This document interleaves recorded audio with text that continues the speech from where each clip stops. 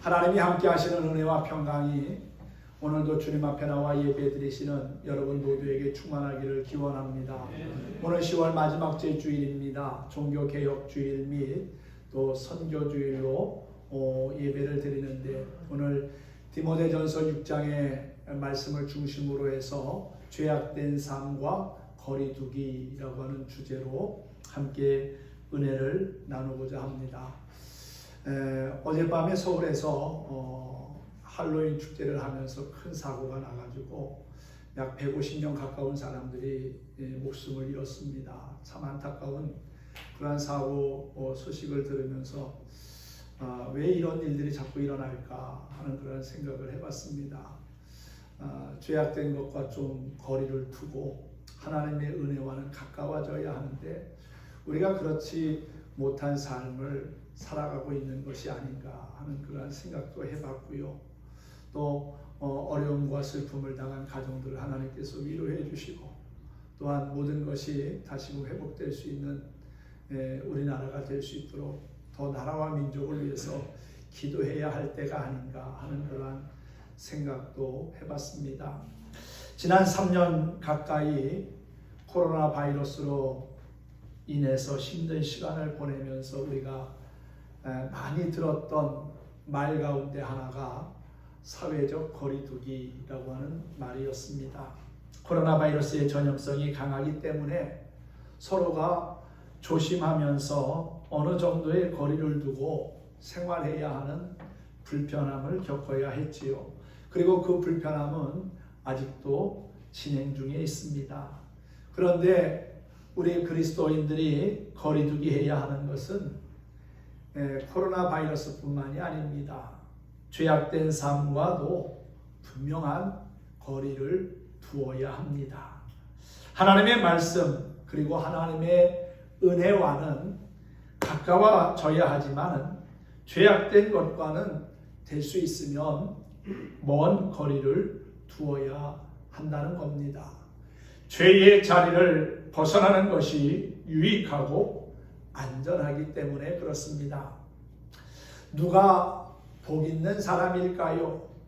시편 1편은 이런 사람이 복이 있다고 말하지요.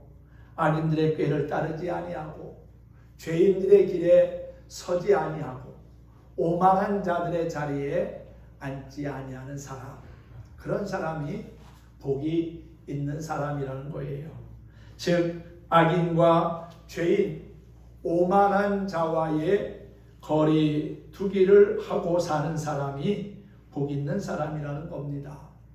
창세기에 나오는 요셉처럼 죄의 유혹이 무섭게 쫓아온다 할지라도 그 자리를 피하고 도망치는 것이 결국 영적으로 사는 길입니다. 죄악된 삶과 거리두기를 하여 하나님의 은혜를 누리고 베풀며 살아가는 그리스도인이 되기를 축원합니다.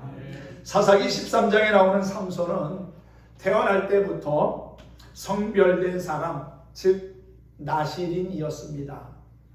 그는 하나님의 영이 그와 함께 하셔서 나귀 턱뼈 하나를 가지고도 블레셋 사람 1000명을 죽인 세상이 감당하지 못할 천하장사였습니다.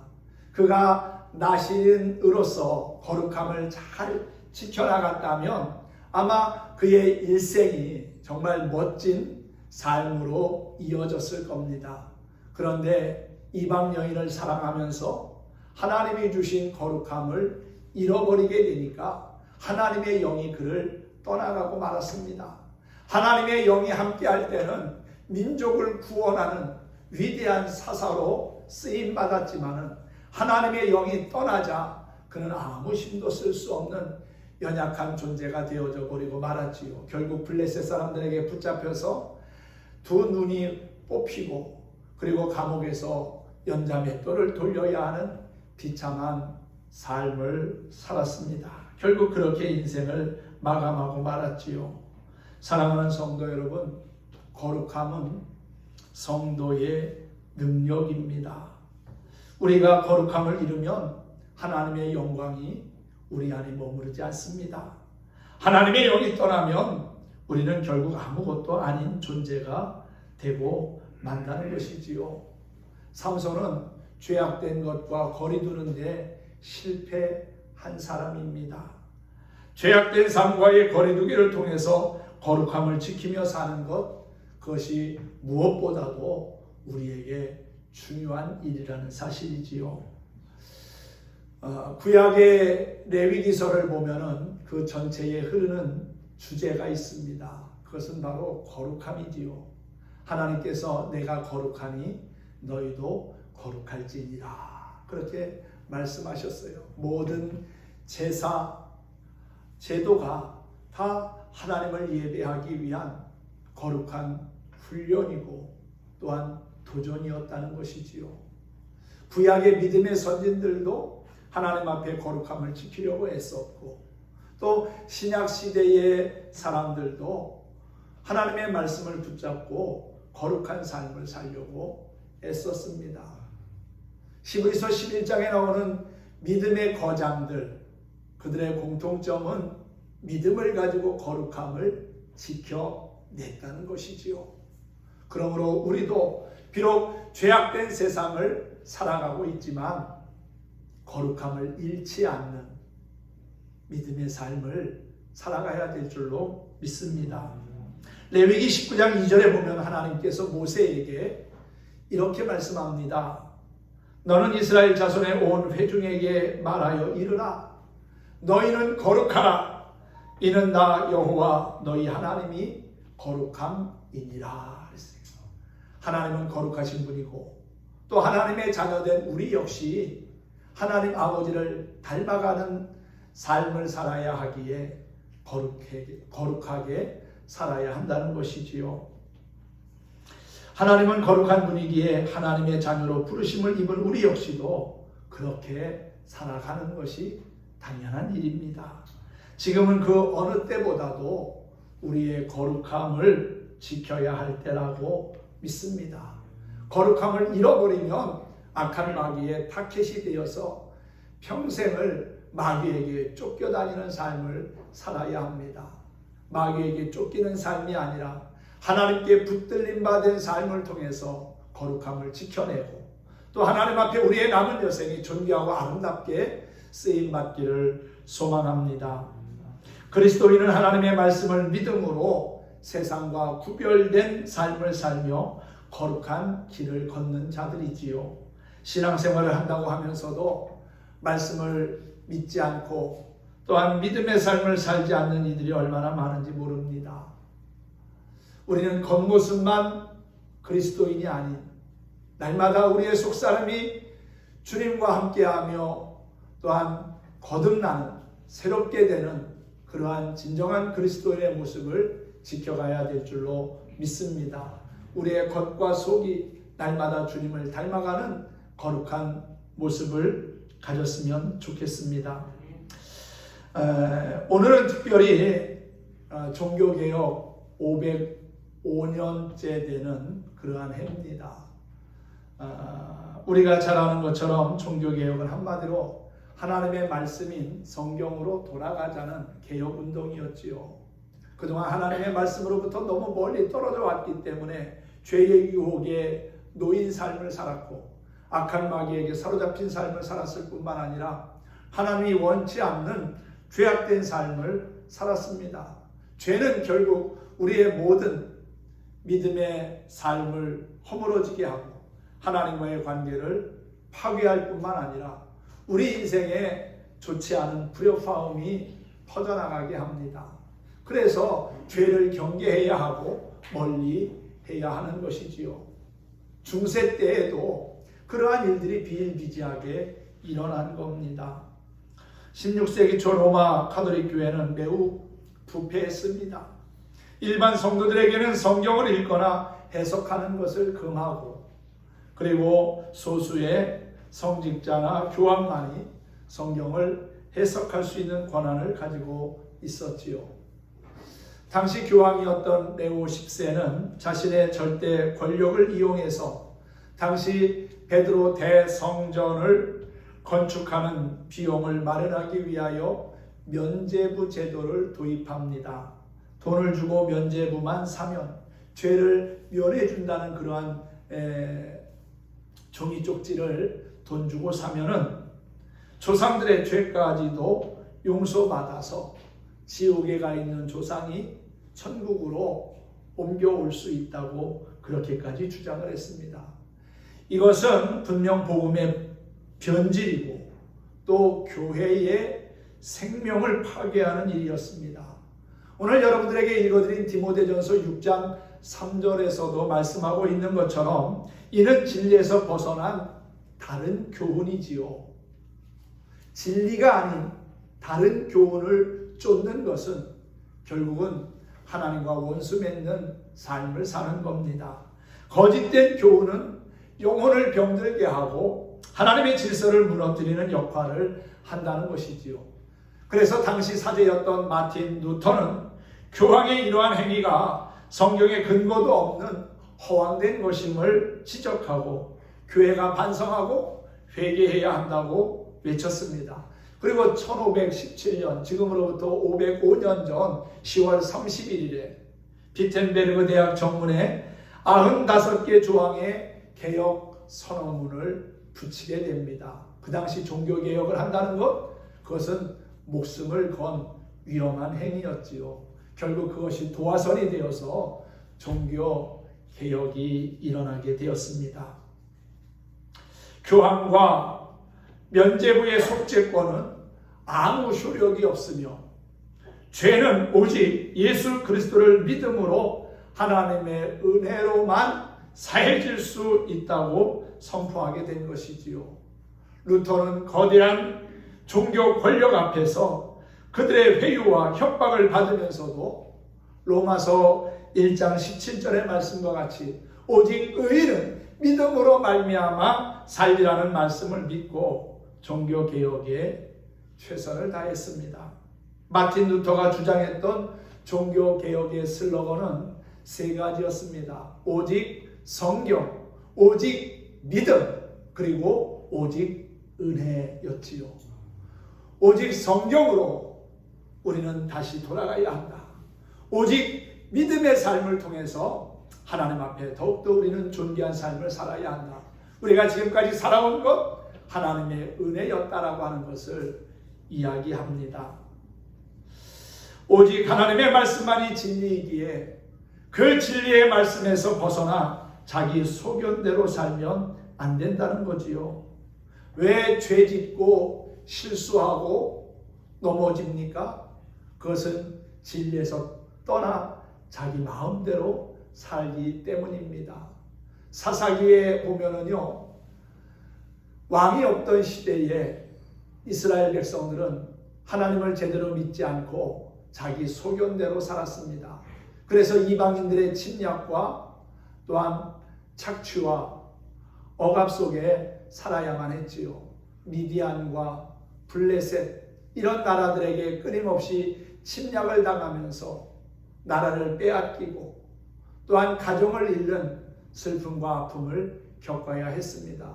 회개하고 돌이키면 하나님께서 긍휼히 여기셔서 그들을 구원해 주시고 또다시 자신의 소견대로 살면 하나님이 징계하시는 그러한 모습들이 계속해서 반복되는 역사가 바로 사사기의 역사였다는 겁니다. 우리는 하나님의 말씀을 쫓아 살아야지 내 생각과 내 경험과 또 내 지식을 쫓아 살아가서는 안 됩니다. 거기에는 함정이 있고요, 위험이 있기 때문에 그렇습니다. 하지만 하나님의 말씀을 따라 살면 안전하고 평안하고 또한 영원한 생명을 얻는다는 사실입니다. 죄악된 것을 멀리하고 하나님의 말씀을 가까이 하면서 하나님의 말씀을 내 삶의 기준으로 삼아 그 말씀을 마음에 품고 말씀을 지켜 행하는 저와 여러분이 되었으면 합니다. 또한 믿음이 없이는 하나님을 기쁘시게 할 수 없기에 오직 믿음으로 살 일을 힘써야 한다는 것이지요. 여러분, 믿음이 얼마나 중요합니까? 우리가 신앙생활하면서 믿음을 뺀다면 아무것도 남는 게 없습니다. 믿음으로 우리는 죄사함 받았고요, 믿음으로 구원받았습니다. 믿음으로 하나님의 자녀가 되었고요, 믿음으로 천국 갑니다. 믿음으로 영생을 얻은 것입니다. 하나님의 자녀가 된 것이지요.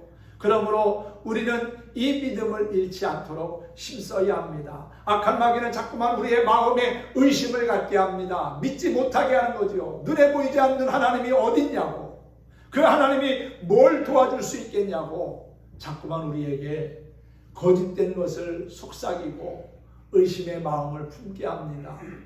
의심하는 순간 하나님과 우리와의 관계가 금이 가기 시작하고요, 결국 우리가 그동안 쌓아온 모든 믿음의 탑이 한순간에 무너지는 겁니다. 의심이 내 안에 뿌리 내리지 못하도록 하나님에 대한 온전한 믿음을 가지고 살아가는 것, 그것이 우리에게 정말 필요한 신앙의 본질인 줄로 믿습니다. 그리고 오직 하나님의 은혜를 깨닫고 감사하며 살 때 우리는 거룩한 하나님의 자녀된 복을 누리고 사는 천국 백성이 되고, 또한 죄악된 세상에서도 당당한 하나님의 자녀로서 살게 될 줄로 믿습니다. 우리 역시 성경을 외면하고 은혜를 저버리며 믿음에서 멀어지면 결국 영혼은 병들고 타락할 수밖에 없다는 사실을 잊지 말아야 하겠습니다. 그러므로 오늘 말씀에도 있는 것처럼 예수 그리스도의 말씀과 경건의 삶을 회복하고 하나님께 더 가까이 가고자 하는 결단이 우리 안에 있기를 바랍니다. 그 옛날 이스라엘 백성들이 가나안 땅에서 생활할 때 신앙이 흔들리고 우상들에게 마음을 빼앗긴 적이 있었습니다. 여호수아는 이스라엘 백성들을 이끌고 약속의 땅 가나안까지 들어간 위대한 지도자였지요. 그런데 여호수아의 노년에 백성들의 신앙이 흔들리는 모습을 보면서 안타까운 마음을 갖고 이스라엘의 지도자들을 세겜이라고 하는 곳으로 불러 모읍니다. 그리고 그들에게 결단을 촉구하지요. 여호수아서 24장 14절에 보면은 이런 말씀이 나옵니다. 그러므로 이제는 여호와를 경외하며 온전함과 진실함으로 그를 섬기라. 너희의 조상들이 강 저쪽과 애굽에서 섬기던 신들을 치워버리고 여호와만 섬기라. 오직 하나님만이 우리의 구원자가 되시고 소망이기에 그 하나님만을 예비하며 살자는 것 아니겠어요? 그런데 15절에서 또 이렇게 말합니다. 만일 여호와를 섬기는 것이 너희에게 좋지 않게 보이거든 너희 조상들이 강 저쪽에서 섬기던 신들이든지 또는 너희가 거주하는 땅에 있는 아모리 족속의 신들이든지 너희가 섬길 자를 오늘 택하라. 오직 나와 내 집은 여호와를 섬기겠노라 했어요. 우상을 섬기든지 하나님을 섬기든지 둘 중에 하나를 결단하라는 거예요. 선택하라는 거지요.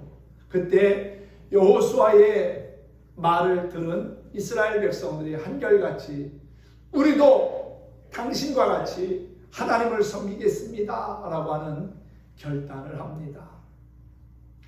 이와 같은 믿음의 결단은 결국 그 신앙 공동체를 더욱더 온전하고 강하게 만들어 주었지요. 오늘날 우리도 마찬가지입니다. 우리의 주변에 얼마나 유혹이 많습니까? 죄의 도전이 얼마나 강력하게 찾아옵니까? 죄의 유혹과 도전, 그리고 시험 앞에서 우리도 여호수아처럼 오직 나와 내 집은 여호와 하나님만을 섬기겠다고 하는 믿음의 결단을 다시 한번 갖춰야 될 줄로 믿습니다.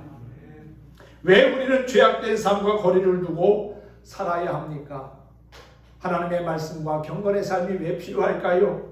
그것은 거룩함을 지키기 위함입니다. 하나님의 자녀된 삶을 살아내기 위해서는 죄악된 것과 분명한 거리를 두어야 한다는 것이지요. 말씀과 경건은 우리로 하여금 교만에 빠지지 않게 합니다. 거룩한 삶을 살면 교만해지지 않습니다. 그런데 거룩함을 잃으니까 나 자신을 자꾸만 드러내려고 하고 그러다 보니까 교만에 빠져서 하나님과의 관계가 서먹서먹해지는 것 아니겠어요? 신앙생활하면서 우리가 경계해야 할 것은 교만에 빠지지 않도록 힘쓰는 겁니다. 당시 거짓 교사들은 바른 말을 마음에 두지 않고 허탄한 말을 따랐습니다. 예수 그리스도의 말씀과 경건에 관한 교훈을 우습게 여기고 외면했다는 것이지요. 교만에 물들어 자신이 알지 못하는 것은 인정하려고 하지 않고 변론만을 좋아했습니다. 이러한 모습은 하나님이 결코 기뻐하시지 않는 모습이지요. 우리는 예수님을 믿음으로 죄사함과 함께 구원을 받았습니다. 믿음으로 구원을 얻었다고 해서 다 된 것으로 생각하고 경건의 삶을 잃어버리면 지식만 가득한 죽은 믿음이 되어버리고 맙니다. 야고보 기자는 그랬잖아요. 행함이 없는 믿음은 죽은 믿음이라고 말입니다. 말씀과 경건은 우리 신앙의 두 날개와 같습니다. 새는 두 날개가 건강해야 높은 하늘을 향하여 날 수 있습니다. 한쪽 날개가 부상을 입었다든지 꺾였으면 새는 절대 날지 못합니다. 우리의 신앙도 마찬가지라는 거지요. 말씀과 경건이 우리 신앙의 두 날개가 되어서 항상 이것이 균형을 이루므로 하나님 앞에 더 가까이 나아가고 하나님 앞에 존귀하게 쓰임받았으면 좋겠습니다. 말씀에만 치우치면 지식 의존적인 신앙이 되어 교만에 빠지기 쉽습니다. 내가 말씀을 많이 한다고 말씀을 잘 알지 못하는 사람을 우습게 여기고 우쭐하다 보면은 그냥 한순간에 넘어지는 겁니다. 건물을 세우기 위해서는 오랜 시간과 많은 물질을 투자해야 합니다. 그런데 그 건물을 무너뜨리는 것은 순식간에 이루어지는 일 아니겠어요? 큰 건물도요, 폭탄 몇 개 설치해가지고 버튼 한번 누르면은 그냥 몇 분 안에 다 허물어집니다. 신앙의 탑을 쌓아 올리는 것이 얼마나 힘들고 어렵습니까? 하나님의 말씀을 따라 살려고 힘쓰고 새벽마다 깨어 기도하고 예배마다 참석하면서 은혜 받으려고 힘써서 지금까지 살아왔는데 교만함이 내 마음에 찾아와서 그 모든 신앙의 아름다운 탑을 허물어뜨린다면 얼마나 안타까운 일입니까? 우리의 믿음이 흔들리지 않도록 우리의 신앙의 탑이 허물어지지 않도록 교만을 경계하고 멀리해야 합니다.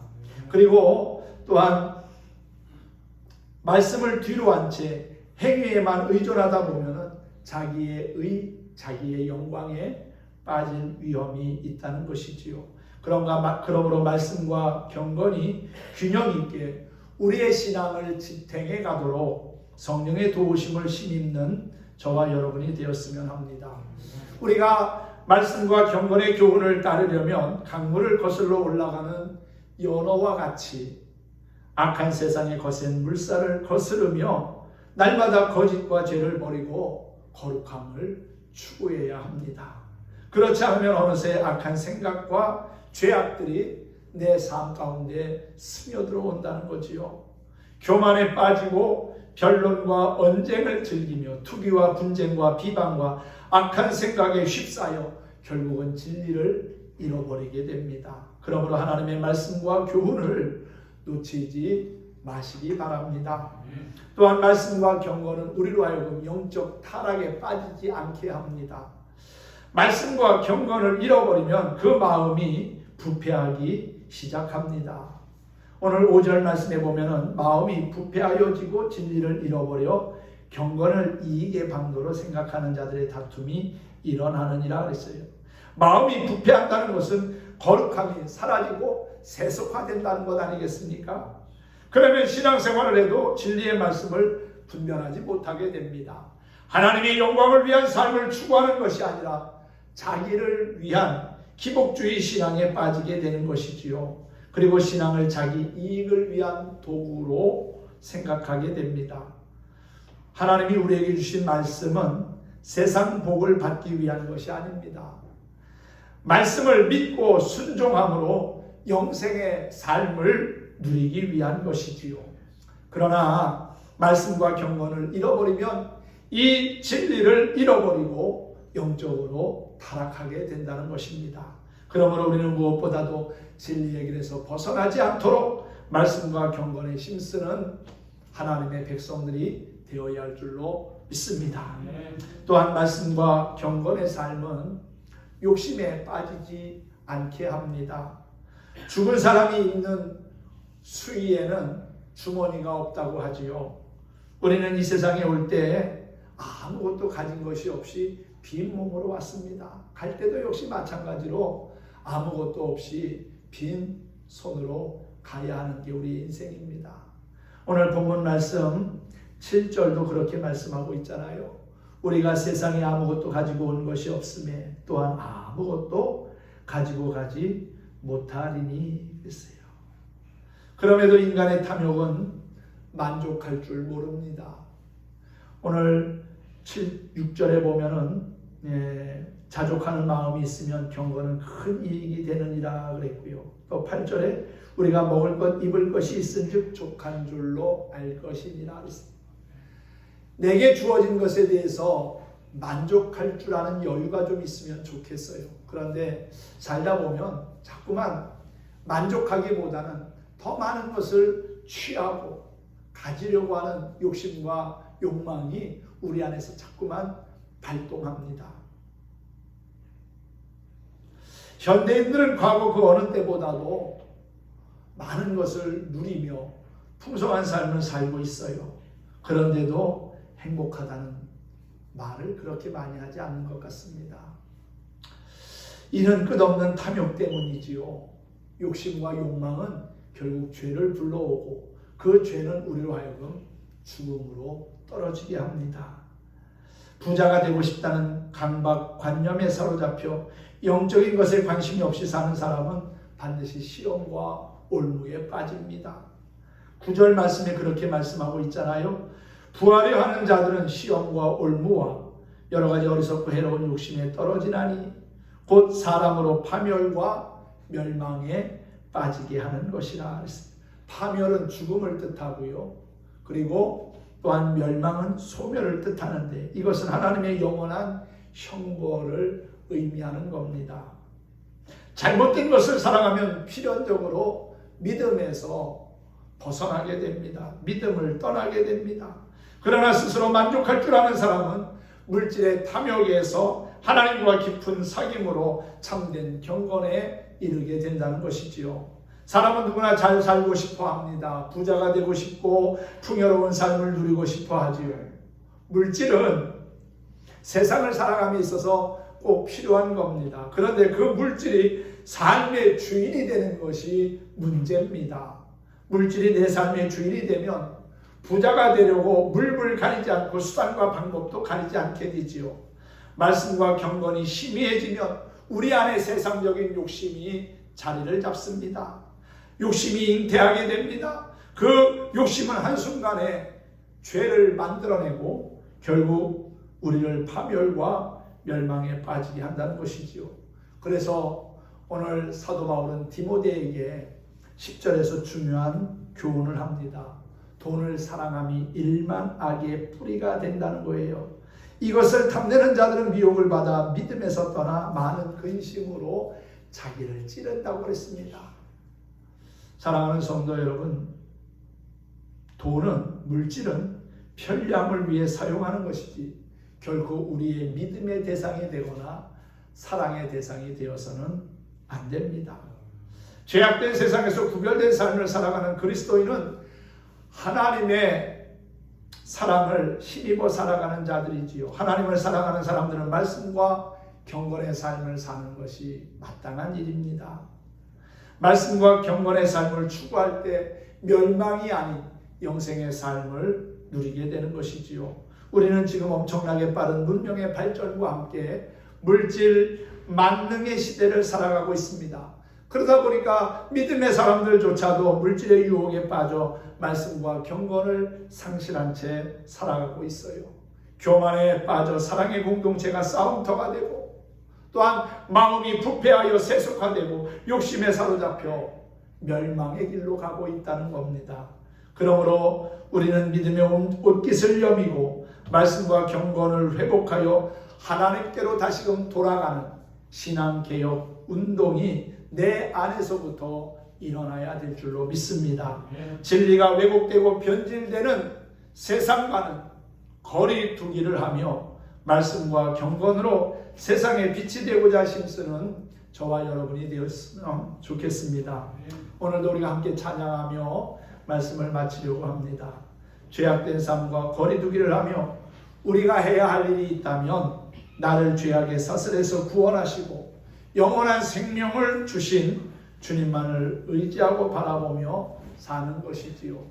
남은 여생을 주님 바라보며 믿음을 지키며 살아가는 저와 여러분이 되기를 소망합니다. 주만 바라볼지라 함께 찬양하겠습니다.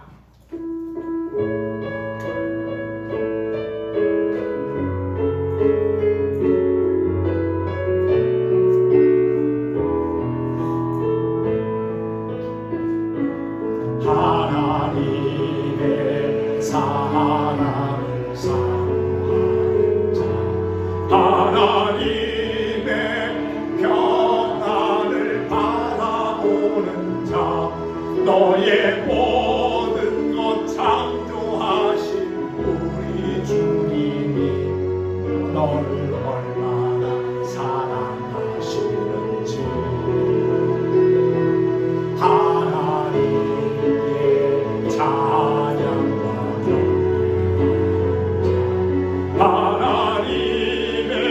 하나님의 선하심을 닮아가는 자, 너의 모든 것 창조하신 우리 주님이 너를 잘 삼으셨네.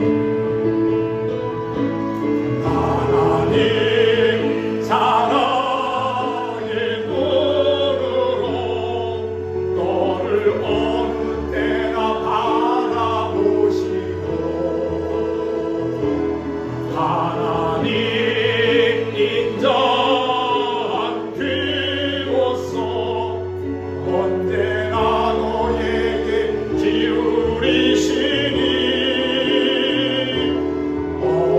어두움에 밝은 빛을 비춰주시고 너의 작은 신음에도 응답하시니 너는 어느 곳에 있든지 주를 향하고 주만 바라볼지라.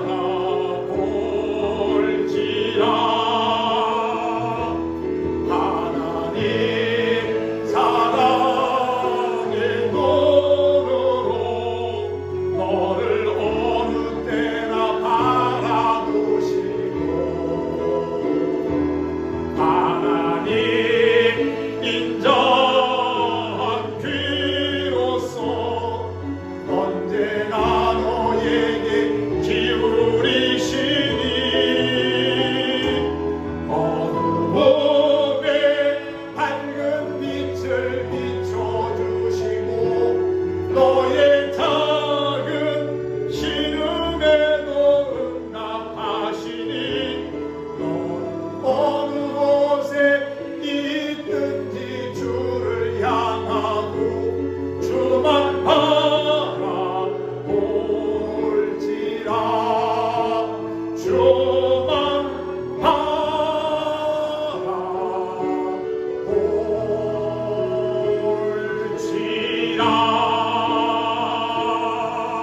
바라볼지라. 아멘. 예, 그렇습니다. 우리는 어떠한 죄라도 용납하거나 타협하지 말아야 합니다. 죄는 크든 작든 우리의 영혼을 파괴하고 무너뜨리는 악한 요소이기 때문에 그렇습니다. 어두움에 밝은 빛을 비춰주시고 또한 나의 작은 그 신음에도 응답하시는 주님, 선한 길로 구원의 길로 인도하시는 그 주님만을 우리가 바라보며 살아야 할 줄로 믿습니다. 하나님의 선하심을 닮아가고자 힘쓸 때 우리 바다를 덮음같이 하나님의 크신 은혜와 사랑이 우리를 감싸줄 것입니다. 사랑의 눈으로 나를 바라보시는 주님, 나의 간구함에 신실하게 응답하시는 주님께 영적인 주파수를 맞추고 믿음으로 사는 신실한 그리스도인이 될 수 있기를 예수님의 이름으로 축원합니다. 축복합니다.